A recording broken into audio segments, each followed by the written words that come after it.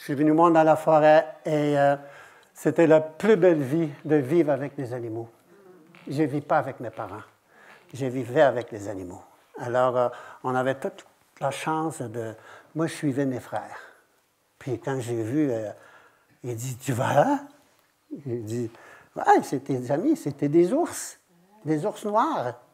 Alors j'ai cohabité avec eux. Ça m'a pris du temps à m'accepter, surtout la maman. Les enfants, pas de problème. Nous, on s'amusait avec les enfants. Mais maman, il n'avait pas trop confiance. Puis j'avais ma place, un arbre couché au pied d'un arbre et les autres de l'autre côté. Puis un bon matin, je sentais quelque chose bouger dans mon dos. C'était un petit ourson. Et c'est là que maman, il m'a accepté aussi. Je pouvais dormir avec elle aussi. Alors, quand je revenais chez moi, ça prenait 4-5 jours, maman me lavait. Puis moi, je disais, maman, elle dit, enlève pas tout. Elle dit, l'odeur de l'animal, il va disparaître. Alors, c'est un jeu d'enfant. Et puis c'est comme ça aussi que chez nous. Qui a des animaux ici? Levez la main qui ont des animaux.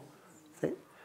Alors, quand on était enfant, on donnait à les animaux toutes les confidences. Hein? C'était comme ça chez nous aussi. Alors, quand j'avais de la peine, j'allais voir mon petit ours. Puis je donnais tout à mon petit ours. Et après ça, il partait. Alors, aujourd'hui, je suis devenu un professeur, à un moment donné, il y a à peu près peut-être 12 ans. Ah, les gens, ils venaient me voir. Et maintenant, là, on voit les chats, les petits chiens dans les hôpitaux, dans les personnes âgées, et tout ça. Ça s'appelle le zoothérapie aujourd'hui. C'est vraiment...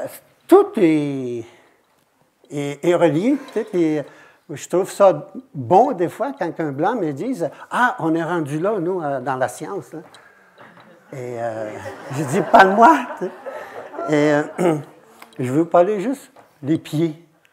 Parce que nous, on a des mocassins. Tous les jours, on a des mocassins. Papa, il nous mettait des mocassins, maman disait « Allez, on se promenait. » Tu sais, puis là, ça filait bien, là, même à la fin de la journée.